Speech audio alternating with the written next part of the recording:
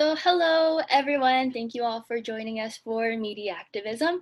And thank you to all of our panelists for taking the time to share your stories with us today. Today, our goal is to create a safe space for young adults and college students who want to engage with what we call media activism. This is otherwise known as the way we begin to understand, digest, and even create media to engage and inspire social change.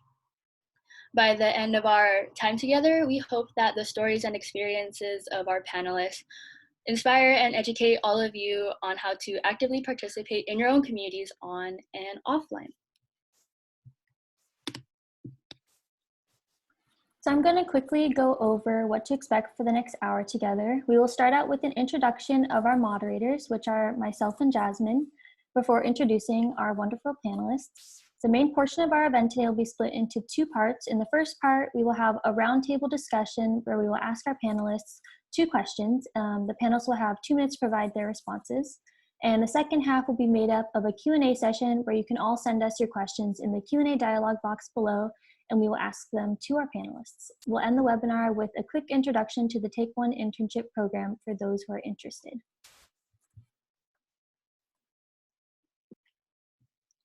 All right, so just a little bit about ourselves. My name is Jasmine Nauta, and I go by she or hers. I'm going to be one of your discussion moderators for our webinar. And just a little background about myself, I recently graduated from UC San Diego in communication and business. I was also involved in Kaibigang Filipino and the Asian Pacific Islander Student Alliance. I wanted to get to become involved in the API space in my own community, so I served on the APSA board as a social media and communication coordinator because I wanted to help expand our resources and availability to everyone. And I hope to continue this mission to make a change through communication resources, which is why I currently serve with ACMA as their digital marketing assistant. Today, I will be joined by Megan Shimizu, who also now works with ACMA. Megan? Hi everyone, I'm Megan Shimizu. I also graduated from UC San Diego in the spring with a major in communication and a minor in literature and writing. And at school, I found a passion for filmmaking, specifically screenwriting, and I want to learn how to use film as a way to tell stories that are not conventionally given the time on the screen. And that's why I joined ACMA's Take One internship program this past spring. And I'm now signed on as an associate producer with ACMA, and I'll be working as an assistant teacher this fall for the Take One program. And I hope I can empower others to find a medium that allows them to express themselves and tell stories they are passionate about. Cool. So now we'll introduce our panelists. We'd like to introduce them, and we are so lucky to have all of you volunteer your time with us today and share your own stories. So first, I'd like to introduce Patty On. Patty On is currently an assistant professor at UC San Diego in the communication department. They earned a PhD in critical studies from the School of Cinematic Arts at USC.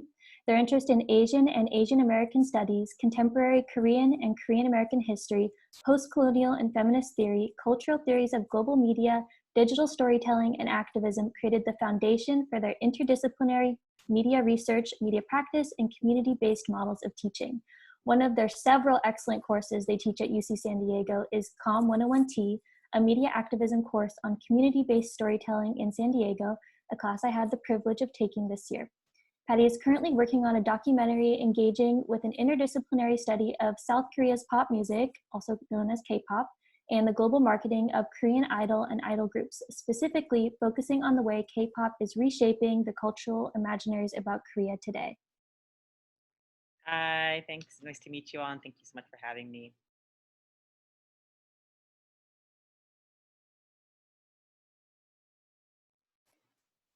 So next, I'd like to introduce Dr. Tao Ha, starting with a short video we have from her segment on ACMA's show, Asian Voices.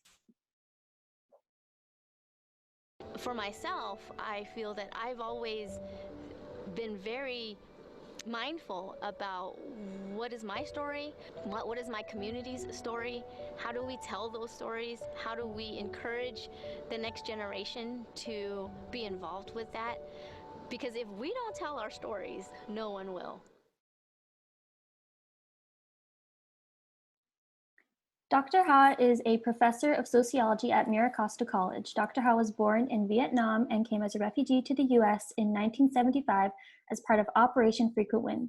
She grew up in Houston, Texas, and earned her doctorate in sociology from the University of Texas at Austin. Dr. Ha currently serves on the board of directors for the Oceanside Promise and ACMA Scholarly Advisory Board. She's an associate producer of the documentary film Sea Drift from 2019, which was inspired by her research and book chapter on Vietnamese refugees in Texas's fishery industry and the KKK. Hi, everyone. Thank you for the clip. I was like, oh, that was cool. I appreciate being here and look forward to this conversation and learning from our panelists as well.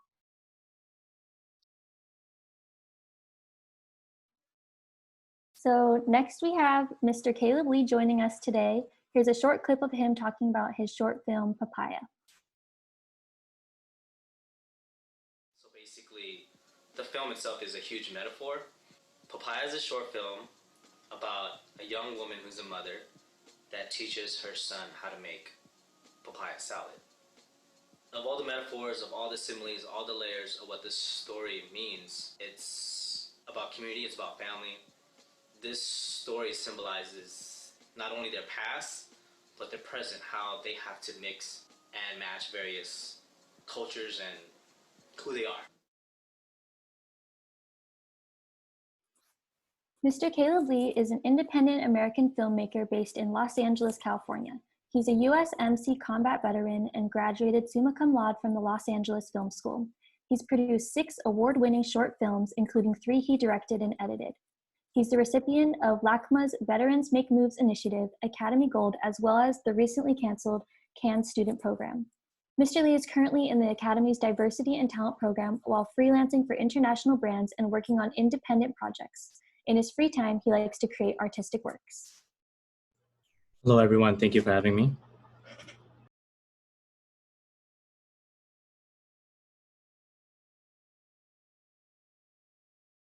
All right, next I'd like to introduce Joseph Alan Ronto Ramirez, or as we know, JoJo, a core member from Asian Solidarity Collective.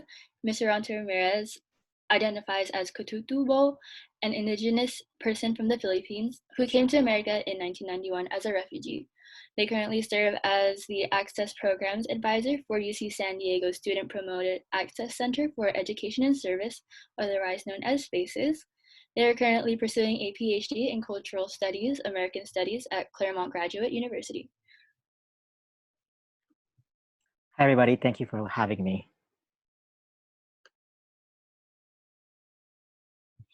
And last but not least, we have Ms. Kiki Young, the founder of Crazy Woke Asians.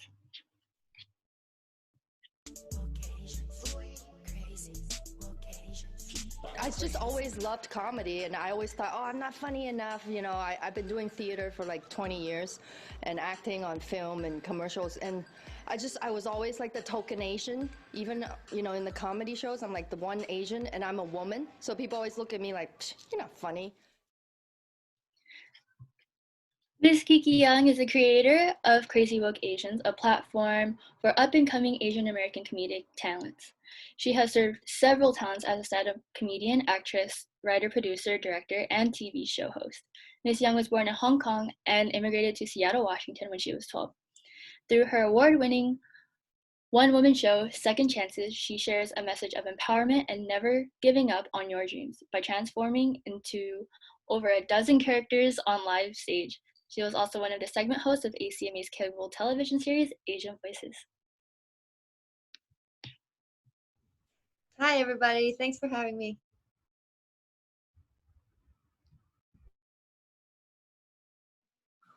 So now that we've got to know our incredible panelists a little bit better, it's time to get started with our roundtable panel. We have prepared 2 questions for all of our panelists to answer, and we'll hear from them in alphabetical order. We kindly ask them to limit their answers to around 2 minutes to make sure we can hear from everyone. So if anyone wants to return to a topic, we will open the floor for questions at the end in our Q&A. So if you think of any questions, make sure to write them down and submit them during the Q&A.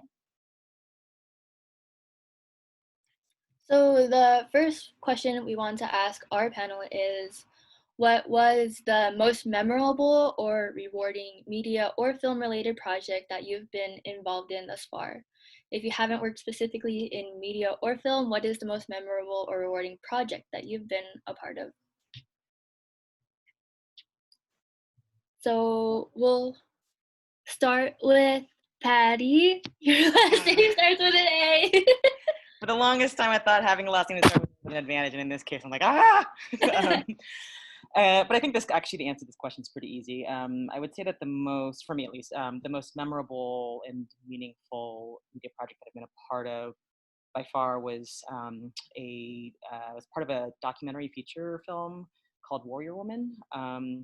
And it's a documentary that follows the life of Madonna Thunderhawk, who is a leader, a Lakota Native American indigenous activist who is a leader of the American Indian movement. So it follows the story of her sort of political development and sort of like personal evolution as well, and her relationship with her daughter. So she's sort of like the protagonist or avatar for what is a much bigger movement for indigenous rights and justice that were largely led by Native American women. And I think that, the way that, I mean, first of all, like the kind of indigenous struggles have been eclipsed in many ways from the story of US politics. And then, Native women are even more doubly eclipsed from that story as well. So this documentary was really about recovering that sort of lost history and lost story. The film was, a 10-year project that actually started as a PhD dissertation by an academic who was doing an oral history project with Native American women. And it culminated in 2016 in the fall at Standing Rock Indian Reservation, where about 50,000 people gathered to stop the construction of the Dakota Access Pipeline. So my partner and a couple collaborators and I went to Standing Rock at the time. We didn't know Madonna at the time or the filmmaker. We just went because there was a big call out for people who could do fast media, meaning you could churn out media pieces really quickly and you had your own equipment, you could do it DIY. And they needed people that could go there and put out news stories covering what was happening centered from an indigenous place, right? So there were about 2,000 filmmakers that were there at the time. Almost all of them were trying to create their sort of career films that went to premiere at Sundance. So none of the stuff that they were shooting was actually getting out fast, right? They were kind of keeping it on their hard drives. So they needed people that could turn out stuff. So we went there and we happened through a series of connections, were able to connect with Madonna and this filmmaker. And we put out stuff for BuzzFeed News. And because Madonna sort of we earned her trust, they asked us to stay on board and kind of serve as the on-site production team. We were supposed to go for 4 or 5 days. We ended up staying for 3 weeks in sub 40 below temperatures, where there were like 70 different law enforcement agencies there firing at protesters. So it was really intense, but so powerful. And the sort of stuff that we shot at Standing Rock were the final scenes of the film. What was particularly powerful also is that, as some of you might know, in the last month, the efforts that we had, made there ended up winning, right? So they actually, the Dakota Access Pipeline was recently just shut down. That was really, really powerful for me. Thank you for sharing. So next we'll go to Dr. Tao Ha.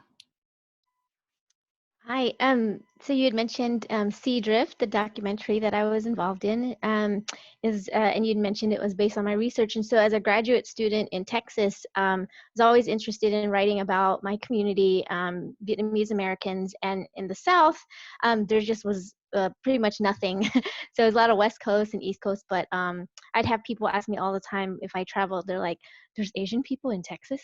I'm like, "Yes, there's lots of Asian people in Texas." So the film centers on the Vietnamese fishermen who arrived in the 70s, and as a result of the war ending, and a large, a significant number had been settled in these little small fishing towns across the Gulf of Mexico and Texas. And so Sea Drift is the name of one of those towns, and it looks at the racial and socioeconomic labor conflicts with the local fishermen and the Vietnamese refugees who had come in. And they were actually recruited by a Maryland blue crab plant processor who opened a plant in Sea Drift and recruited Vietnamese refugees to come work there. So it's from the voices of the local folks who lived there and had been there during the conflict, and then the eventual incident of violence where a Vietnamese fisherman had shot and killed a white fisherman or crabberman. And then the case happened, and then the KKK came to town to terrorize the Vietnamese. And so it kind of chronicles people's experiences and memories of that event, and how the Vietnamese eventually filed a lawsuit to deal with the harassment that they had faced by the KKK. So I was happy to see that my research, which is often in an academic voice, like very dry and factual, and so the documentary just gives a humanity to the story and shows much more complexity than the racial issue. So I'm very happy with the way that turned out. Thank you. I feel like what you mentioned about bringing like stories to life in a way that only media and movies in relation to, let's say, academic sources brings humanity to that. I feel like that's a really big part of what we have to like keep in mind today. So thank you. And so next we will ask Caleb about your most memorable. Hello. Most memorable is not as grandiose as the educators on this panel, but my most memorable project was last year. I got to work on my first industry job was for a Tony Jaa film, and being part Thai, it was kind of cool to do that. And I was able to edit all of his fight scenes, get to meet his crew, and authenticate the translations for the Burmese and the Thai people. So they came to me to find the right people, to find the right individuals to kind of get the translations correct. So that felt authenticating, because one of the producers was like, just put anything, no one's gonna know. But it's like, someone is gonna know, and I'm here and I know. So yeah, that's my most memorable recent project. Well, thank you. All right, we're going to ask Jojo, what was your most memorable project? I actually want to talk about a project that I'm doing right now. I'm hoping it'd be memorable. It's going to happen in a couple days. It's next week. But I've been really fortunate enough to work with a group of fellow Igorots who in the diaspora. Igorots are the northern mountain tribes, or northern mountain communities in the Philippines. And we're trying to tell our story. What does it mean to be indigenous outside of these like frameworks of nationalist identities, right? When we think about Asian American studies or Asian American identities, it's very clumped into these national identities. And so a lot of us don't feel part of those communities. And so as Igorots, working closely with the various communities and various tribes or communities in California, we're trying to write and tell our story. What is our immigrant stories? What are our family stories? We've been reduced sort of to these like black and white pictures of pre-colonial Philippines, or like these tattoos, or material possessions that many Filipinx folks have been collecting, but we're detached from those experiences. And so working with Corinne Amiling Makapugay, Mark Leo, Margaret Palagsikon Van Rotz, Kerry Somebang, and Nicole Diwag, we're actually doing these podcasts and these Zoom events and these collecting of identities and stories, right, to give our stories as Igorots a human face, right? Stories with names, not just these mythological pre-colonial identities. And so I think that as we progress, there's a lot of conversation now within Asian American studies on what does it mean to be indigenous or ethnic minority or cultural minority, and how do we push back from nationalist frameworks where we've always been seen as an other. And so really glad to be working with Igorots.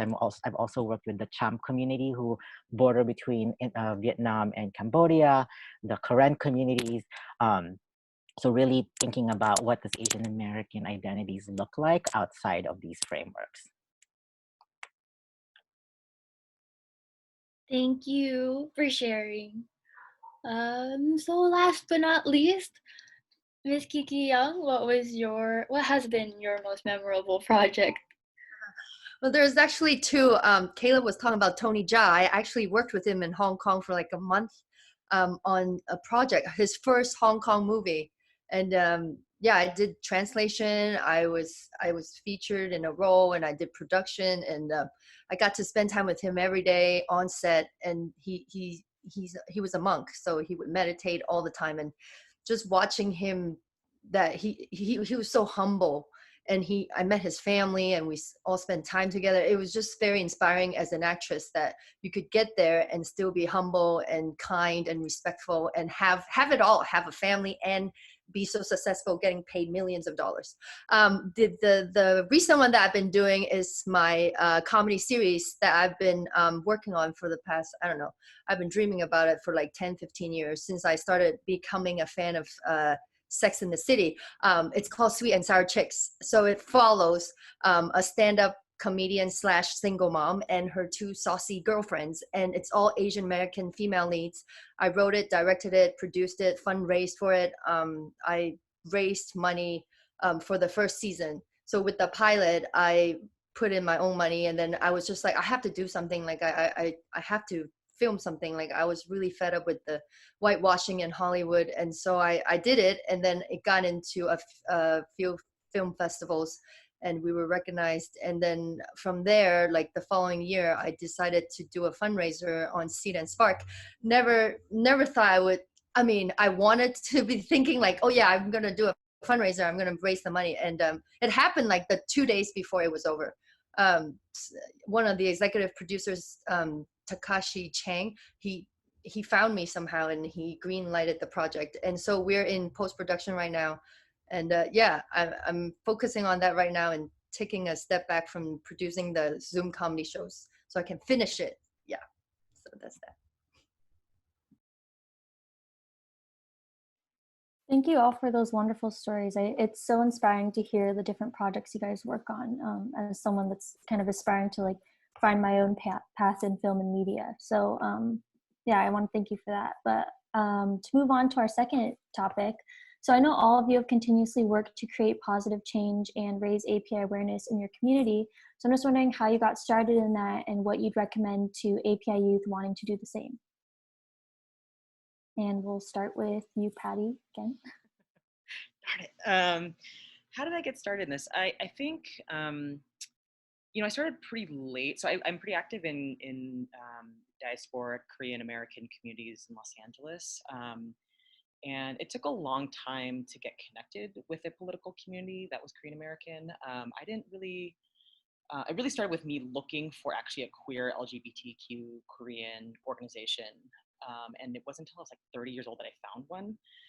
So I got connected, and the folks that were in there were mostly young, like 22, 23 years old. And then within that group, and I literally just was doing searches online. And then within that group, a lot of us wanted to start sort of another organization that wasn't just focused on queerness, but also kind of a whole range of other issues, from racism to sexism to, you know, educating folks about the Korean War and things like that. And so a small group of us, we started our own sort of, it started as a reading group, and then we started building campaigns out of that. But that was like maybe, yeah, like a 31, 32. So it started with looking online, and then, you know, folks that found us actually found us through Facebook and through the internet. So we're living in this kind of amazing moment where, you know, whereas before people might have felt isolated for a long time, especially like queer Koreans, where they're, you know, it's hard to find each other. Now it's really easy to connect through social media, and there's, you know, bad things about social media, and there's amazing things. And so today I'm going to focus on the amazing stuff. But yeah, it was mostly through online searching, and then just taking the time to build community and build those relationships. Yeah, thank you. Yeah, I think it's like so great to hear like how you started out, like just finding a group of people that were like-minded like yourself. And it's always inspiring to know that you can start small and then expand from there. So thank you for that. Dr. Ha, would you like to go next?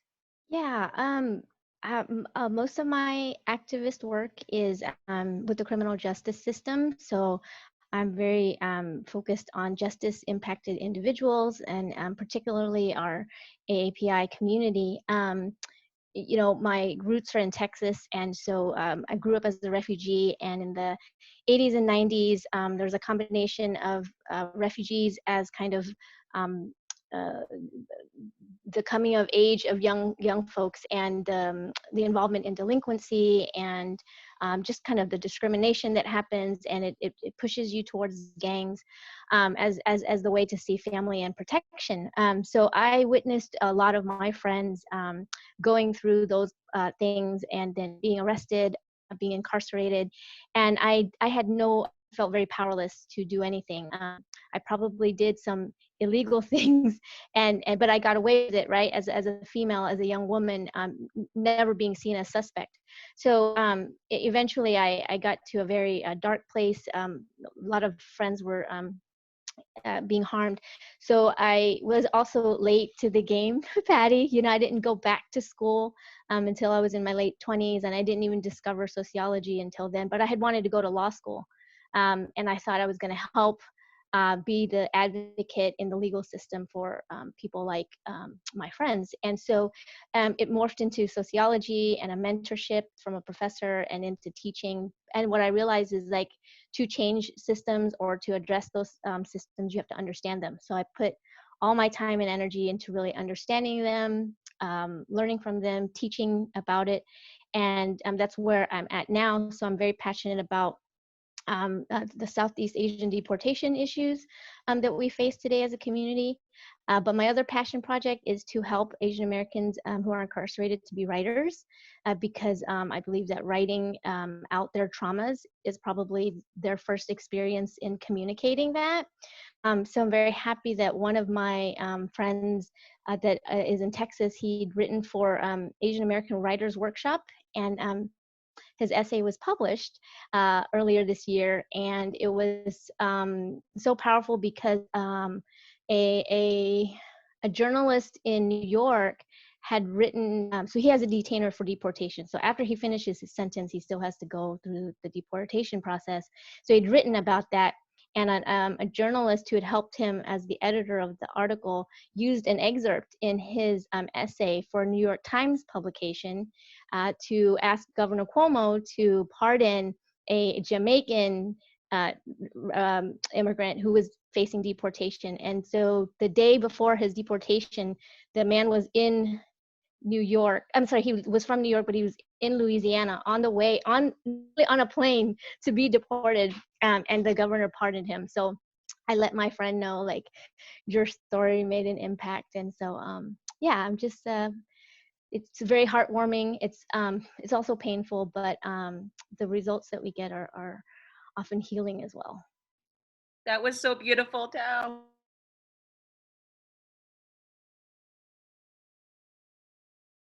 Sorry, I couldn't unmute myself. Yeah, thank you so much for sharing that. It's really truly empowering to hear, like, your story and, like, the difficulties you faced as a refugee, and how you used your education and everything that you had to kind of help save others from going down different paths that you witnessed your friends.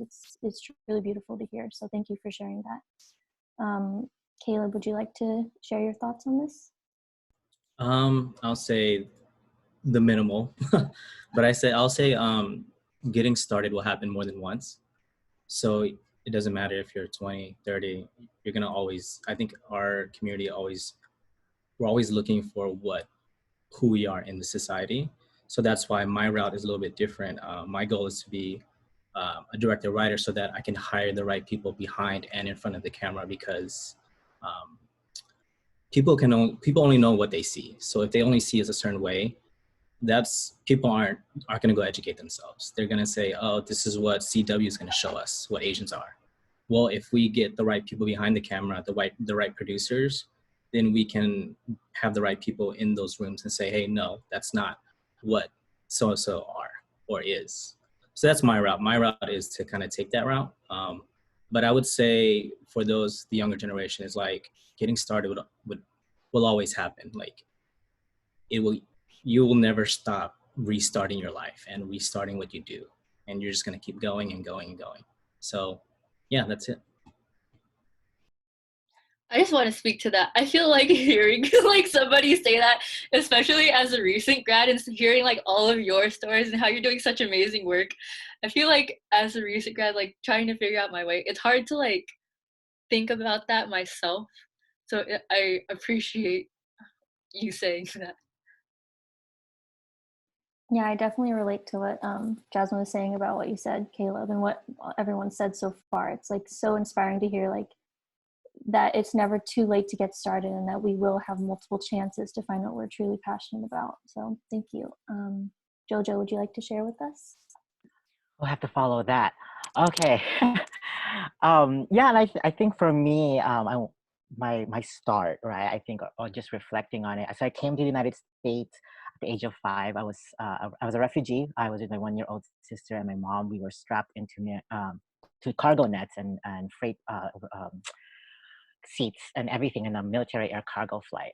And you would think like, how does that relate to me being an activist? And I'm like, for me, that's my start, because that's how I got my mom to really ingrain in us that there was survival after being like evacuated.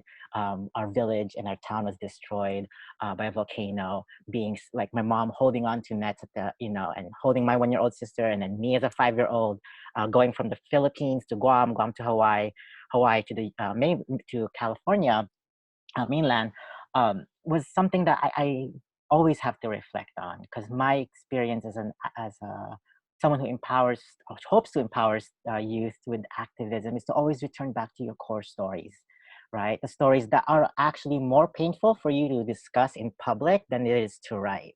That there's many things that we've tried to hide ourselves, and it ends up haunting us as we continue our daily things. And so our activism shouldn't be detached from who we are.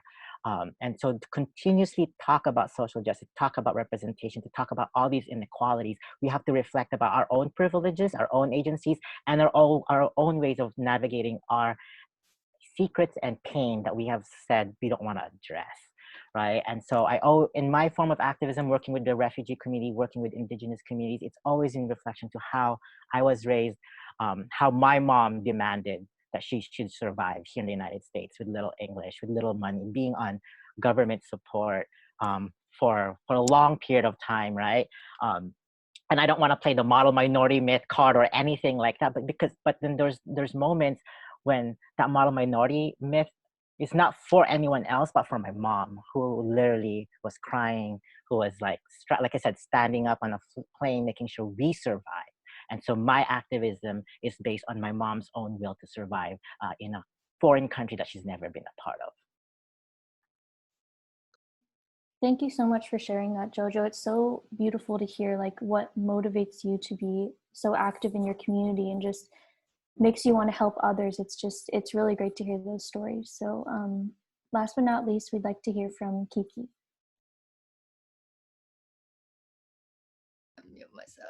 Thank you. How I got started? Well, I immigrated here when I was 12 to a place called Bothell, Washington, and it was a very lonely time. I had a British Chinese accent, just to speak English. I would translate Chinese into English. I was so aware of my accent, and people made it known that I was different. I was weird. I was hyper. I didn't even know what those words meant when I moved here.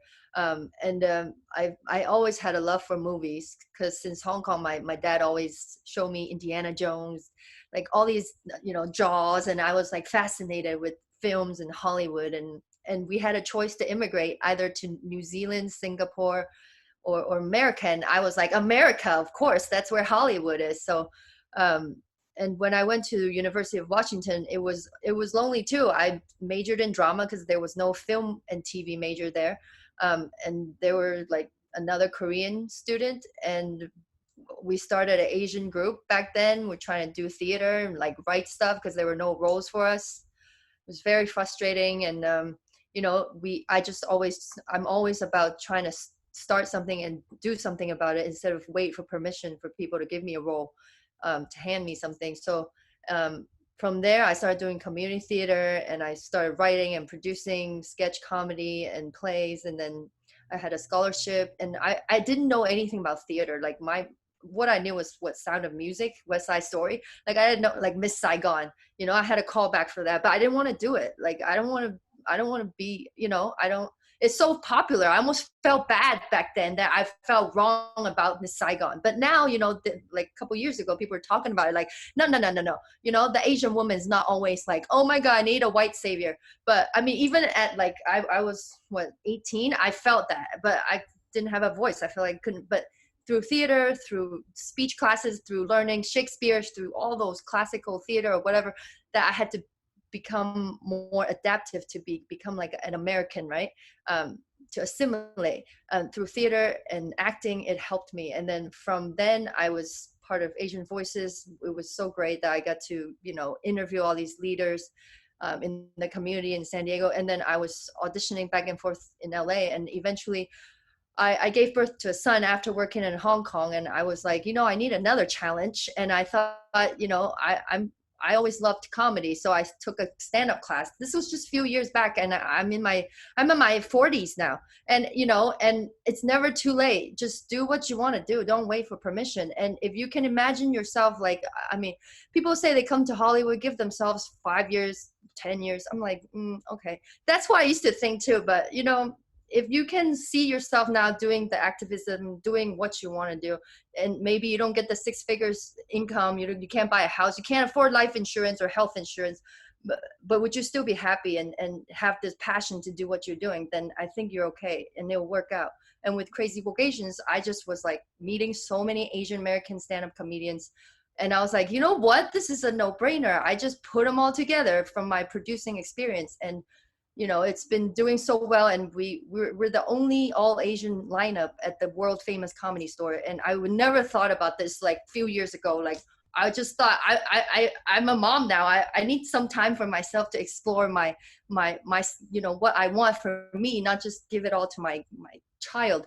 And then this happened, and now we just did the Crazy Vocations for Black Lives benefit show, and through that, like with the virtual festival, we get to have a platform to gather all the Asian American comedians and artists to showcase them. And that's my activism. I guess that's how I can contribute and continue educate myself, like think about how I'm racist towards Black and brown people, even though I think I'm not, because there's always more learning to do. Thank you.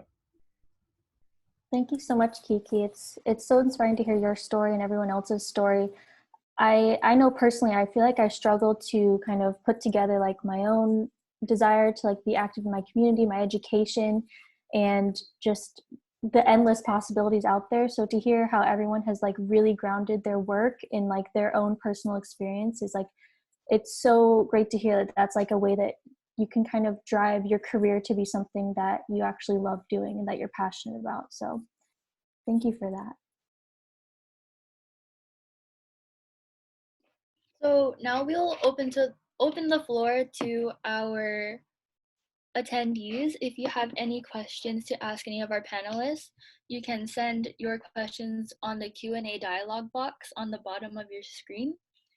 I know we had some questions on the chat box as well, and I'll be sure to get your questions up there as well. But just to get started, I wanted to ask one question. For the Q&A, any of the panelists can answer. You just have to unmute yourself. But how have you adapted or changed your work during this pandemic, considering that a lot of you work in your community or that you work on projects that require you to work in person, for example, like media or comedy?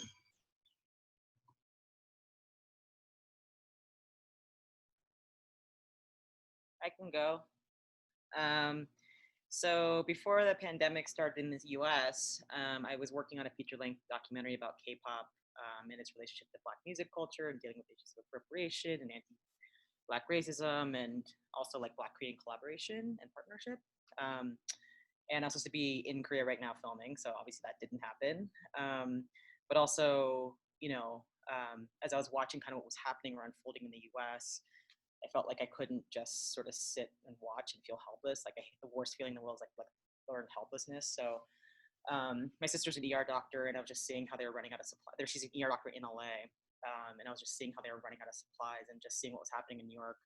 It was just devastating and infuriating. And so basically I worked with my partner, who's a filmmaker, a couple of the filmmakers, Lulu Wong included, Christina Cho, who are basically all Asian American female directors. We got together and like went to social media and we're like, let's gather PPE for healthcare workers in LA.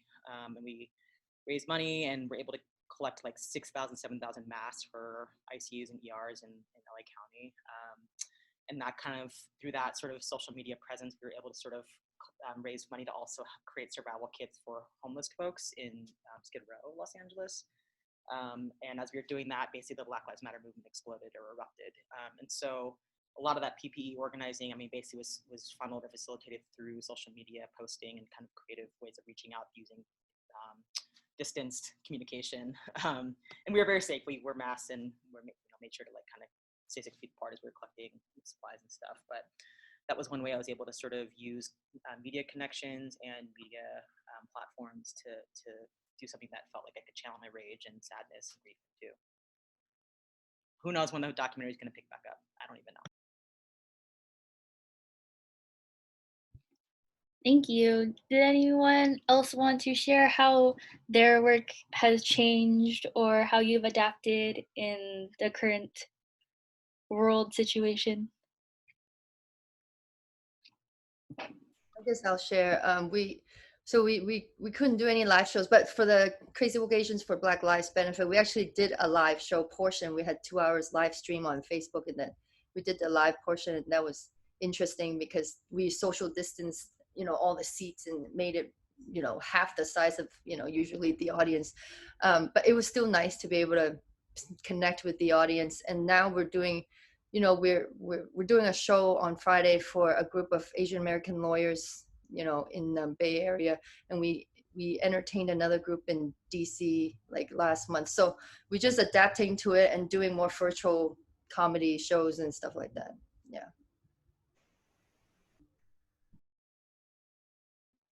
Awesome, thank you. We had one question or statement, I suppose. One of our attendees had the opportunity to host a virtual internship program for high school seniors this summer with a limited scope of life experiences. Through the internship, they learned a lot about community and civic engagement, and they recently created a podcast to discuss the social impact projects they were working on. Our viewer is asking us to offer a perspective on what these students can do or seek to be involved in their local communities. How can they do that?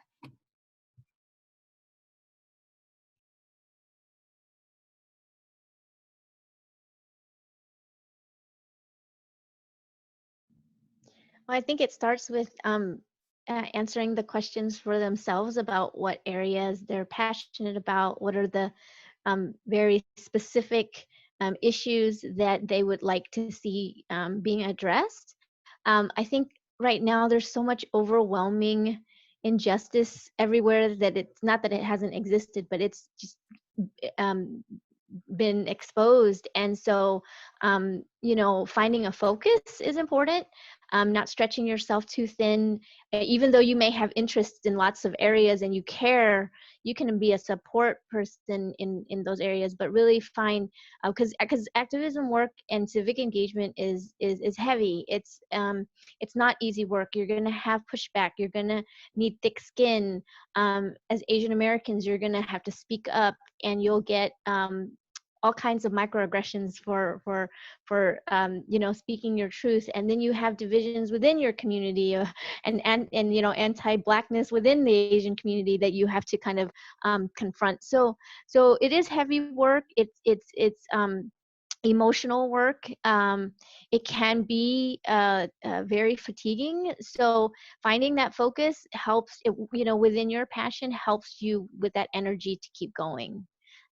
So there's more practical ways of like, okay, go to this place and that place, but really I think that's for the person to seek for themselves once they've realized what pushes them and what drives them. Thank you. Yeah, we have another question from a viewer. They're asking, what would you advise for a non-Asian person who works with Asian identifying students to provide a transformative experience while working together on community service projects?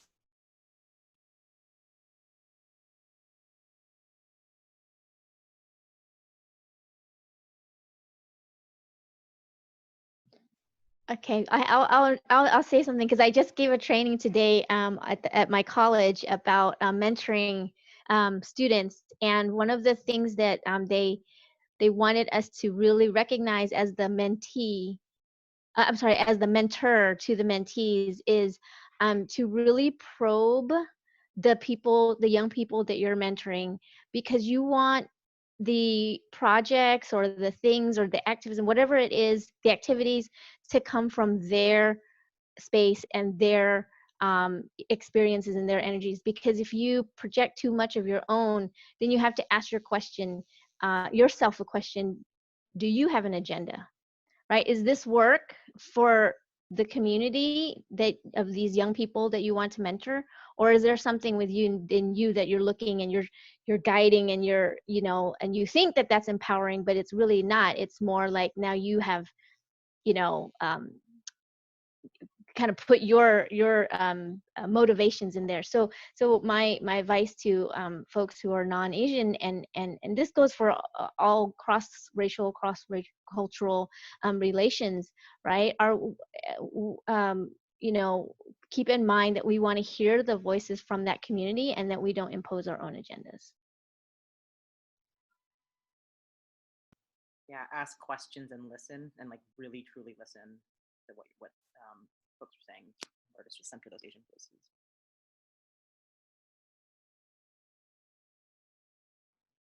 And another question we received is, has anyone experienced any COVID-19 related bias or discrimination? And if so, what can we do as a community of creators to affect change?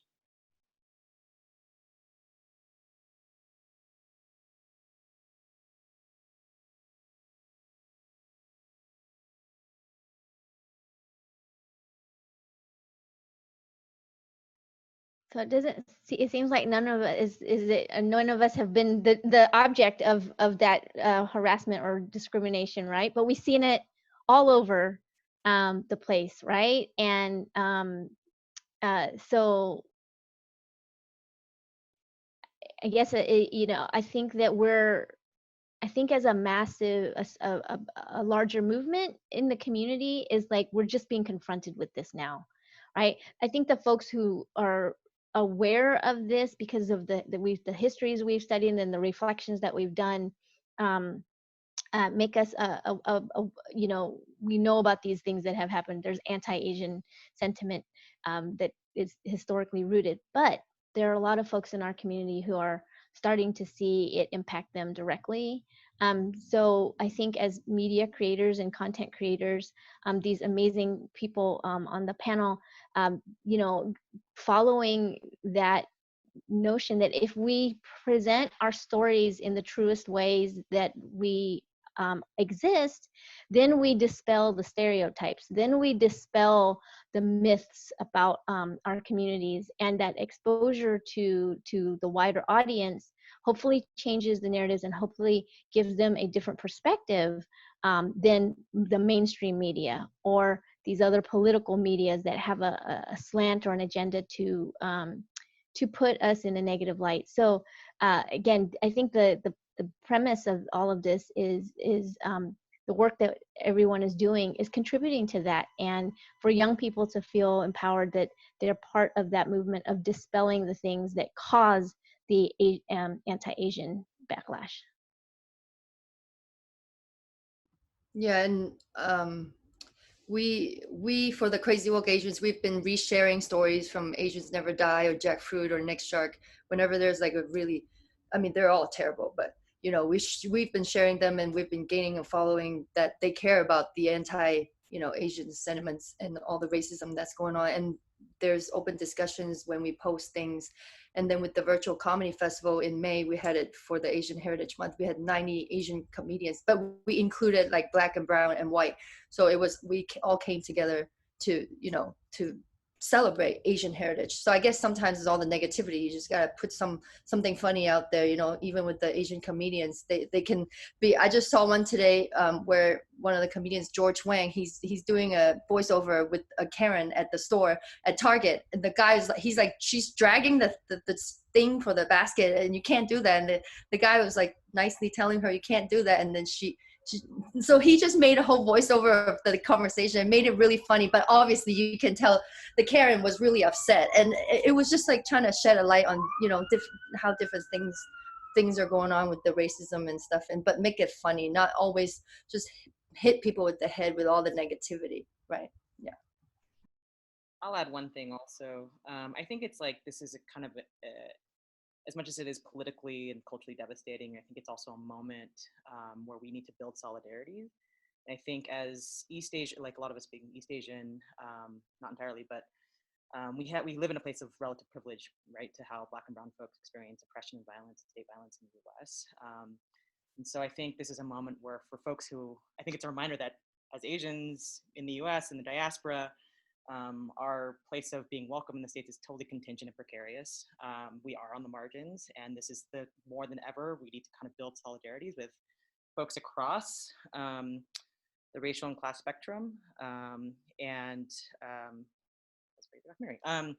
so I would say like this is a moment to kind of call Asian folks in to build a larger struggle for racial justice. And to add to the panels were saying, I think one of the things that I'm very conscious about also is not just like other folks being racist or doing discriminatory like acts towards me, but I'm also very conscious about the things my own family are posting online. The conversations with my cousins, conversations with like older family members, and really thinking about is that violence more regulated because we're in a different space, right? We're not they're not doing it to other folks publicly, but they're doing it or posting about it and having those reactions with other folks of like-minded politics, right? And so how do I have a hard, painful conversation about racism, xenophobia, anti-Asian stuff that's happening around the country to my Trump-supporting family members, and those things are real. Those are my lived truths. And people always say, like, how can you be social justice and live with Trump-supporting family members? I'm like, yeah, because that happens, right? Those things are not, exclusive from one another. And I have family members who are obviously being Southeast Asian, being indigenous from the Philippines. I've had family members who said anti-Chinese things, right? And so those things are in our communities, in our own houses at times. And those are the things that's actually more painful for me, because my biggest conversation internally would be, how do I have to address this to my family members? I can call out that racist person in the street. I can call out whoever is on other people online, etc. But when it comes to someone in your own house, in your own family, those things, something like what am I doing that's unjust, like an unjust thing for me for not speaking out, right? Because someone else is going to be experiencing a much more negative thing if I don't try to correct or try to educate my own family.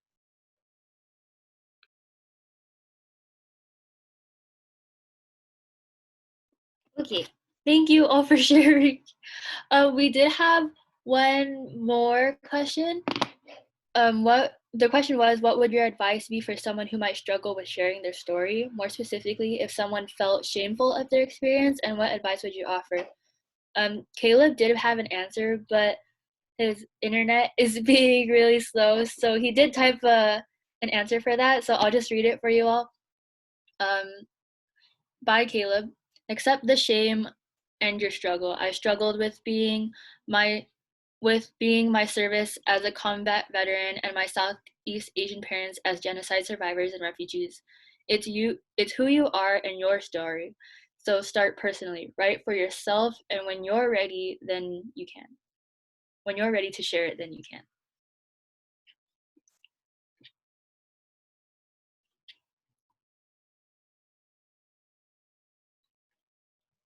And then Dr. Haas sent an answer to, did you want to say it or did you want me to read it?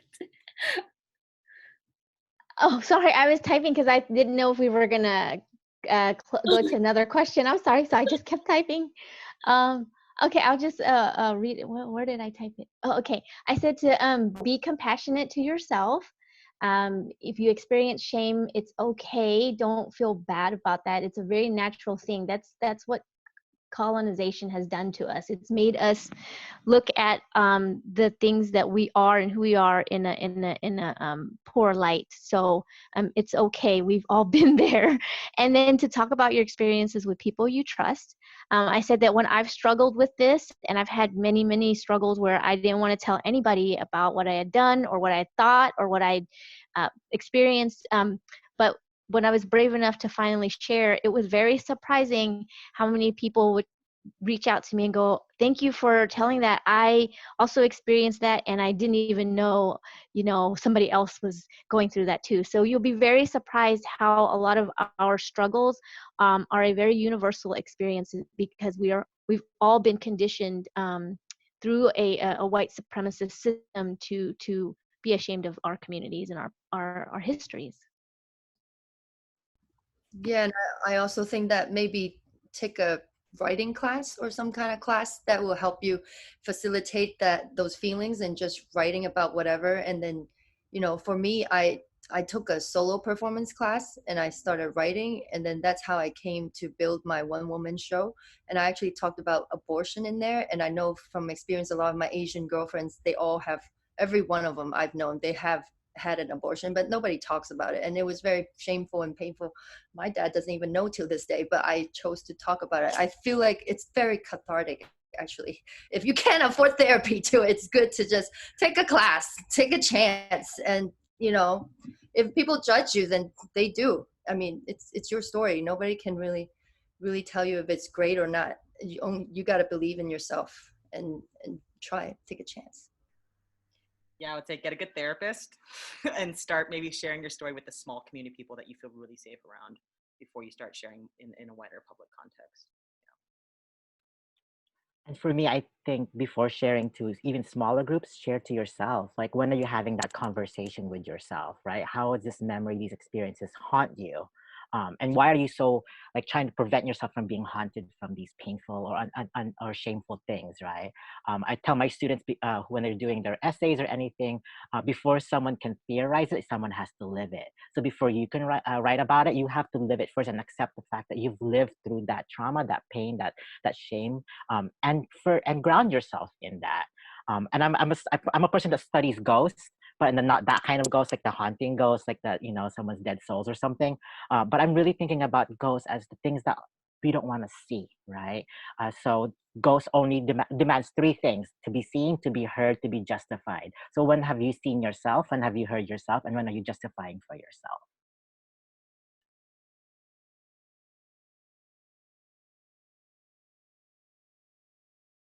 So I know we're out of time, but I just want to open the floor for any, just like a brief, if anyone has any words of advice or inspiration or recommendations on ways to like educate ourselves, just any last words you want to leave our viewers with before we close off this webinar.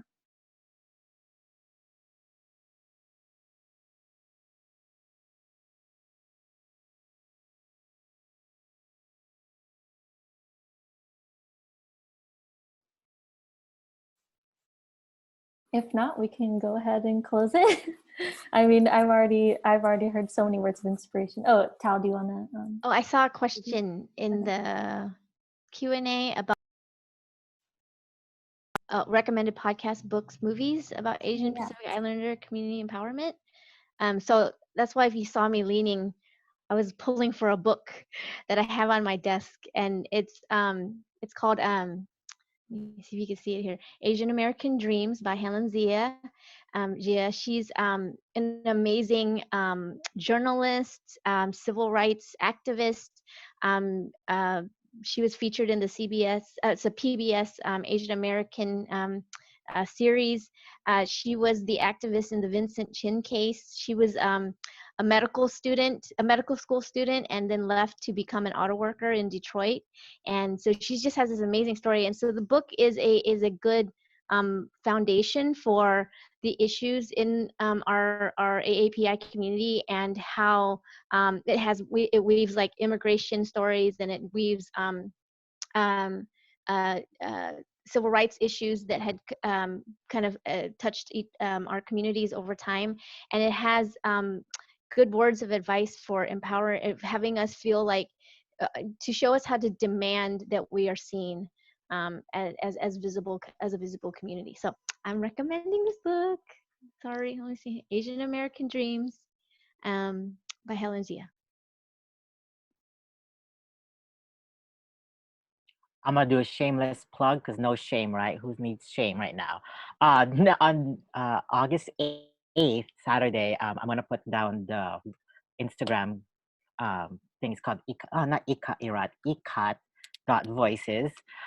So it keeps saying irat. See, even Zoom is racist. Um, so it's IKA. There you go. Thank you.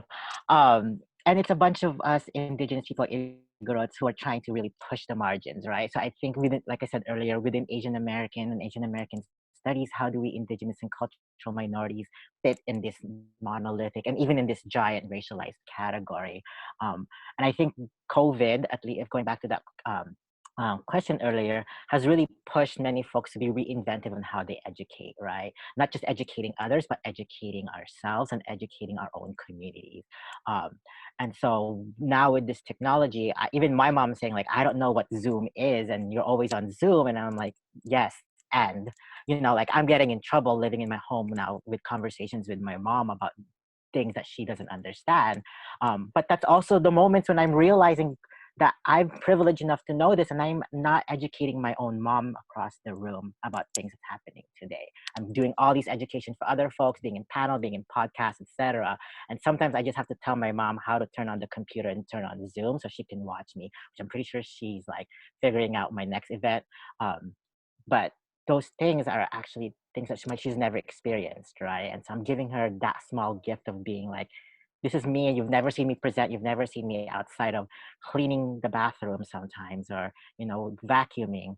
And for her, that's like a big gift already. Because as much as I hate it, parental bragging rights is monetary thing for many Asian Americans, and she can't go to the casino right now. So I guess this is her way of getting those monetary gains. Oh yeah, and I did do comedy back then too, like way back.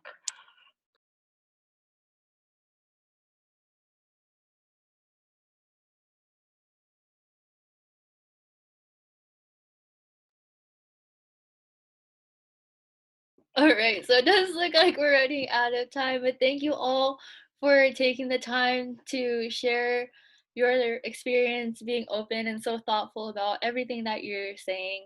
We hope that all of our viewers took something away today that enriches your knowledge and awareness about media and how we can utilize such a valuable tool to empower ourselves, those around us, our communities, and really get to tell our stories that only we know how to tell.